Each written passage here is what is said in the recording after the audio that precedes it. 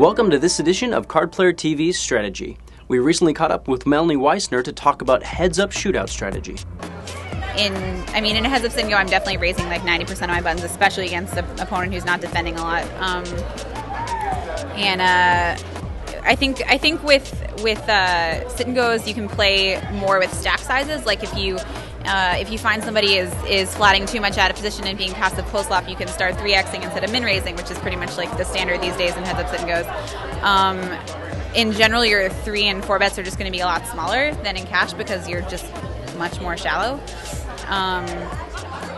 It's sort of interesting the chip ratios and disparities, because in a cash game you could say you're both playing 5-10 no limit and you each start with 1,000 and someone wins 1K pot, so now someone has 1,500 and the other person has 500 chips. That person's usually going to reload, so it's going to be less of a disparity, whereas in a heads up sit and go you can't get those chips back ever. So you can, but not you can't reload the same way. So, and then that changes everything in the way you play, and it's a lot more 30 big blind and under math with heads up sit and goes. You could make an argument for the like deep stack no blind increases things, but as far as like the regular and the turbo goes, it's a lot more 30 big blind under math, and you probably have less room to maneuver usually than in cash, and you have a lot less that you can be setting up sort of for the future because you have such a limited time to play the game in. So you sort of have to be aware of that trajectory of the game and what you're going to do when, rather than just sort of like have all the free time in the world to figure your opponent out. When I play heads up sit and goes, I think it's really important to gain.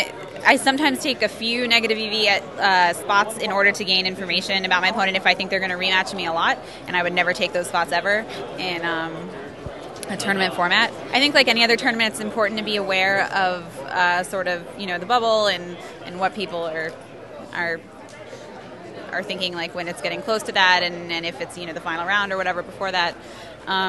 Although it's still, the base format is still almost entirely the same as the heads up sit and go as far as like what things will be effective against certain opponents and certain spots and certain boards, and all that is sort of the same as the heads up sit and go. But the tournament format does matter, and I think in most of the structures they double your chips from round to round, and some people have more trouble, I've noticed, like doing quick effective stack calculations and stuff like that, and I think that throws people a little bit off the game. So I guess those are a few of the subtle differences.